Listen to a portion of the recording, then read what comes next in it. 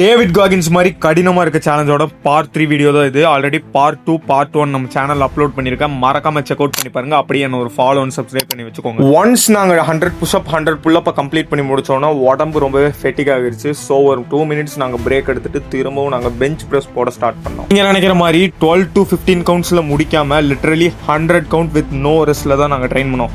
ஏன்னா David Goggins வந்து small weight high ரெப்ஸ்ங்கிற மெத்தடை தான் ஃபாலோ பண்ணுவாரு. ஸோ அவரோட மெத்தடவே நாங்களும் ஃபாலோ பண்ண ஆரம்பிச்சோம். இந்த ஒர்க் அவுட்டை நான் கம்ப்ளீட் பண்ணும்போது என்னோட எக்ஸ்பீரியன்ஸ் எப்படி இருந்துச்சுன்னு உங்களுக்கு தெரியுமா?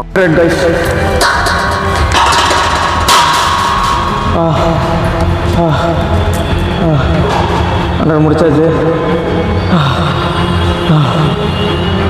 தென் ஃபைனலி பைசப் கர்ல் 100 கவுண்ட் போட்டு இந்த சேலஞ்சை கம்ப்ளீட் பண்ணோம். லிட்டரலி நாங்கள் பண்ணதுலேயே one of the worst challenge ever தான் சொல்லி ஆகணும். ஏன்னா இந்த சேலஞ்சை நாங்கள் கம்ப்ளீட் பண்ணி கிட்டத்தட்ட 30 டேஸ்க்கு மேலே ஆகியும் எங்களுக்கு ஜாயின் பெயின் அங்கங்கே வந்துச்சு. இது லிட்டரலி ஹைப் ஏற்றுறக்கோ இல்லை வேற விஷயத்தை கிரியேட் பண்ணுறக்கோ கிடையாது. நாங்கள் இந்த சேலஞ்சை கம்ப்ளீட் பண்ணி எங்களுக்கு ரியலாக என்ன நடந்துச்சோ அதை தான் நாங்கள் போஸ்ட் பண்ணோம்.